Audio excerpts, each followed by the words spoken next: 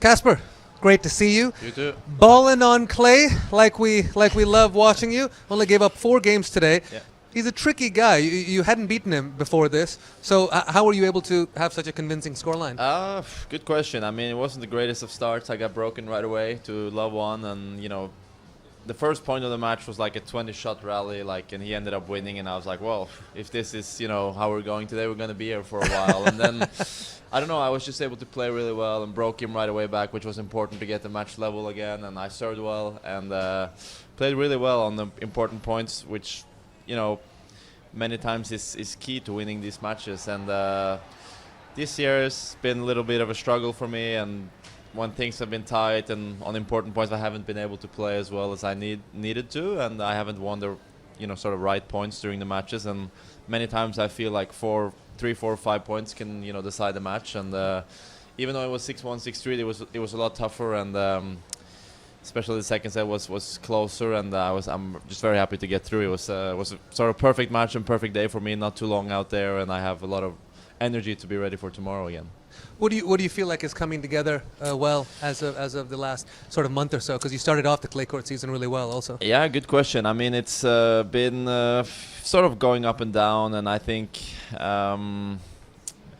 many of the losses that I've faced, or the losses that I've lost on clay also this year, has been against good players. It's been to Struff in Monte Carlo, who a couple of weeks later went all the way to the final in Madrid and sort of showed what kind of potential he has, and he just hit me off the court. And in Barcelona was to Serundolo, who is playing great now on the center court against Sinner. So it's a lot of these guys these days have a very, very, very high top level, and I feel like I've played a lot of them when they've played some of their best tennis. So it's a little bit unfortunate, but I feel like on clay, if I play well and I get my game going, that I can be dangerous to sort of anyone I play. And I think today sort of everything went my way, and then you have like a scoreline like this showing that I know how to play on this surface, kind of. It's a good confidence boost for sure.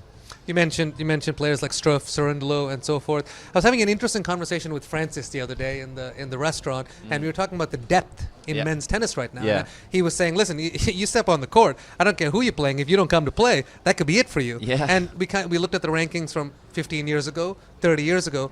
Your father obviously played at such a high level. Do you guys ever talk about whether the game was tougher then or tougher now? We do, and I think one good example is Tony, Rafa's uncle, who is has been Rafa's coach for almost all his career, and is one of the head coaches at the academy and helps Felix. And when I got to the academy, he was sort of and started traveling a bit more with Felix. He was sort of surprised in a way. He told me like how the depth of men's tennis is really, really big these days. And he said early in Rafa's career, it was like he knew he would win 6-2, 6-2. If he just did this or this, he would win 6-2, 6-2, because he was sort of too good to the opponents. But he said even for Rafa even for Rafa on clay, he has to be on top of his game every match, otherwise he's going to have a struggle. And you have not just 10 guys that can play, or 15 or 20 guys that can play great. You have like 80 or 100 guys that can play so well and on any given day. And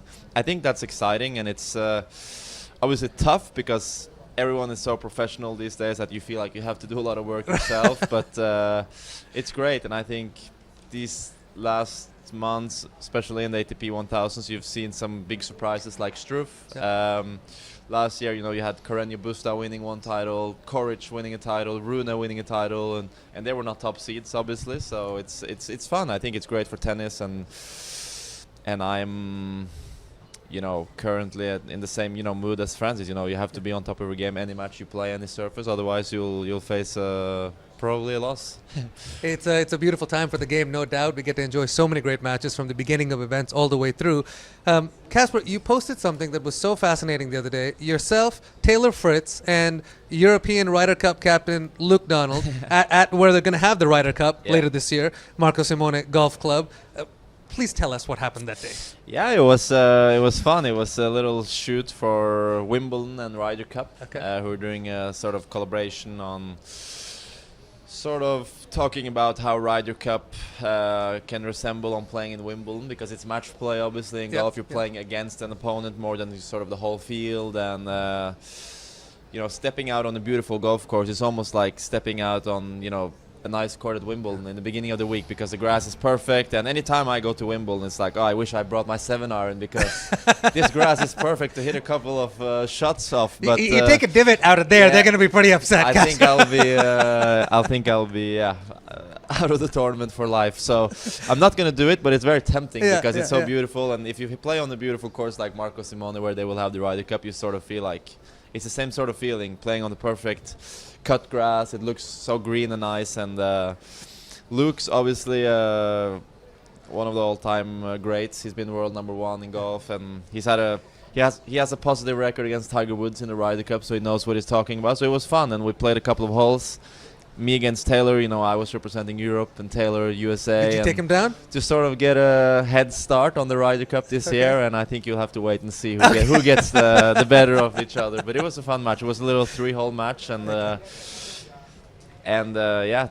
Luke gave me and both me and Taylor some tips, and let's see if we were able to learn anything from him. That's super cool, man. Can't wait to watch that video. You'll take on the winner of this match between Cerundolo and Sinner. So we're going to let you get some recovery, and all the best of luck. Thank you so much. Casper Ruud, ladies and gentlemen, moves on. Very convincing 6-1, 6-3 victory over Laszlo Djere. First time defeating him. He will await the winner of Sinner and Cerundolo.